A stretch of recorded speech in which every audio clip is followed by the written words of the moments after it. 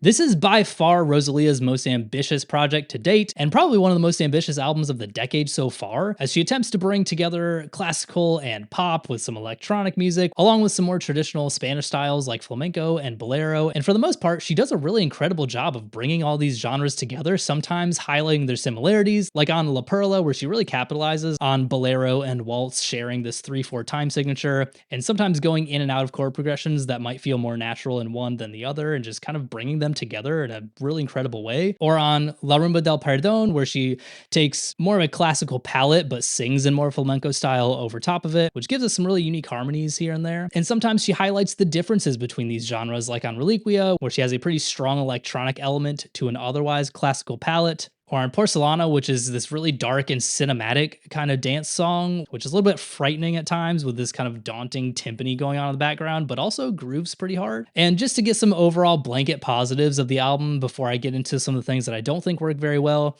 the production is immaculate all the way through. There's not 1 second of this album that sounds bad. And unsurprisingly, her performances are incredible all the way through. If nothing else, even in the album's worst moments, it's her performance that really salvages the song because she's so emotional and so passionate. While I've always thought she had a great voice, the instrumental palette and some of the sparse songwriting that she does on here just really accentuates how actually incredible her voice is, and it just cuts through. And she also sings in 13 different languages on here, which I have so much respect for her for even thinking of doing that, but to execute it as well as she did, I mean, it's flawless. She did an incredible job. However, in the songwriting department, I think there are a few things that are lacking on this album, because sometimes there's crescendos in songs that don't really go anywhere. Most notably in the opening track, which has a few different builds that really feel like they're going somewhere and then just suddenly stop and kind of restart. And we never really get to a final point of arrival. And it feels like she wanted to build towards an opening statement, but just never really got there. And then suddenly we're into the second track. And I think the biggest issue with the album is some of these songs just have radical tonal shifts, which can be really difficult to pull off effectively because you do run the risk of completely ruining the song and alienating a listener, which unfortunately is the case for me on some of these songs. Like on the second track, Reliquia, which gets to a point where it feels like it has a very somber ending, and then suddenly you're just hit with a breakbeat. I'd be lying if I said it didn't sound awesome. It just feels unnecessary to the song, and I don't think it adds anything, and it kind of ruins the ending for me. There's also Berghain, which is probably the most straightforward classical piece on here because it sounds straight up like a Beethoven or a Mozart piece, and she also has these radical tempo shifts, which I actually think work out really well,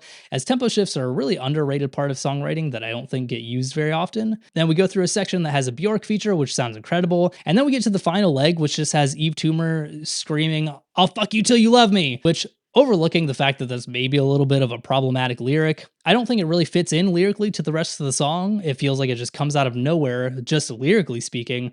Also, musically speaking, it again doesn't seem to really fit in with all this classical instrumentation. And while that felt like a flashbang on the first listen, I'd be lying if I said I didn't like it a little bit more every time. So I guess in a sense, the song did fuck me till I loved it. So I guess there's that. And then lastly, there's a few songs on here that just feel like pop songs, but with classical instrumentation, which is my least favorite way to bring these two genres together because it seems disrespectful to the goals of each of those genres. Mainly on Reliquia, which just has kind of a basic pop chord progression, but just with a classical reskin, or on Sauvignon Blanc, which I think is the weakest song on the whole album, which again, kind of a bland chord progression, and compared to everything that came before it, sounds surprisingly tame.